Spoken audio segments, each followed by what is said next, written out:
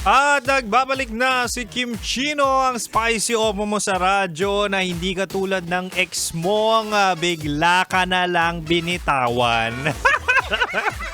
At syempre mahal, balik chinitok sa tayo sa apang pag-ibig mula sa chinito ng buhay mo. At di ba nga sabi ko kanina, ibibigay ko ang 3 rason kung bakit masarap kapag walang label. Ay, ramdam nyo yan. Ramdam nyo yan in all ages na karamihan ngayon ay hindi na nagpapasakal. Diba? Minsan mga walang label na yan, walang commitment. At ito na nga mahal, recap na tayo. Sabi ko kanina, una, maraming nasasarapan sa no label relationship dahil walang rules. Ito yung sinasabi natin na pwede kang magmahal ng todo, pero kinabukasan, pwede ka na ring umatras. Di ba? Yung hindi ka makukulong sa isang tao. So, pwede kang makipag-date sa marami. At pwede kang magmukbang.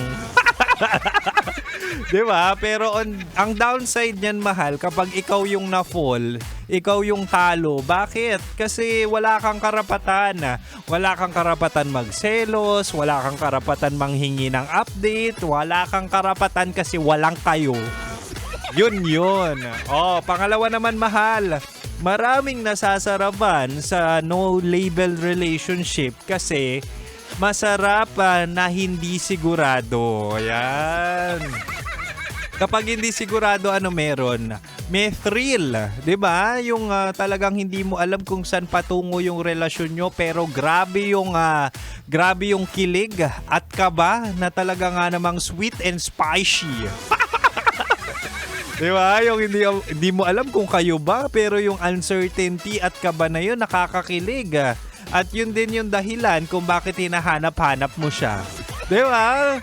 Maraming may gusto sa thrill kasi hindi nila ma-explain yung excitement, hindi nila ma-explain yung panghahabol, hindi nila ma-explain yung ngiti at kilig kapag walang kasiguraduhan. Pero kapag nakuha na nila yung gusto nila na wala na yung thrill, na fall ka na, nag-I love you ka na, pansin mo, iniiwan ka nila. Diba? Diyan sa no label relationship na yan, kapag nakuha na nila or na-fall ka na, bigla na lang iiwan ka niyan sa ere. Alam ko yan. Pangatlo't panghuli, maraming nasasarapan sa no label relationship kasi it's a temporary happiness. When temporary happiness is still considered as happiness pa rin. Ito yung sinasabi natin na minsan mas okay nang masaktan sa walang label kaysa ma-stress sa may label.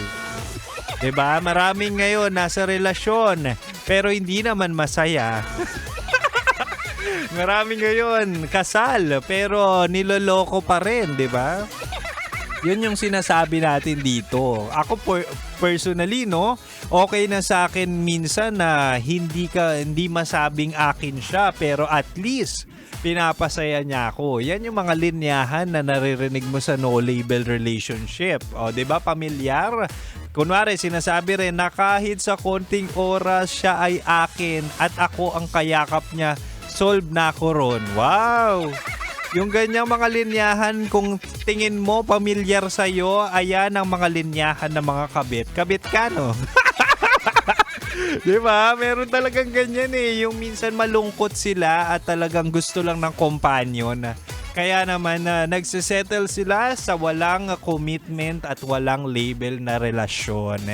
Yan yung mga gusto nila. Yan yung mga dahilan o rason kung bakit nagsisettle sila, kasi temporary happiness is still a happiness. Wow! Mga loko-loko talaga sa buhay, no? Pagdating sa pag-ibig, kerorupok. Wag na magsettle sa no label kung ang goal mo talaga ay pangmatagalan. Mahirap yan And please make sure na kapag papasok kayo sa no label relationship ay talagang yung habol nyo ay fun lang. Kasi dyan nyo talaga makikita yan. Dyan nyo malalasap. Okay? Anyway, mahal. Si Kim Chino ay magpapaalam na. At bukas ulit, chinitoks tayo sa pag-ibig mula sa chinito ng buhay mo. Anyway, mahal, susunod na po sina Rocky Terra at Titan Jello sa kanilang programang Rocky Secret Files with Titan Jello. Manatiling nakatutok dito lang sa 90.7 Love Radio. Kailangan pa bang i-memorize yan? Basic.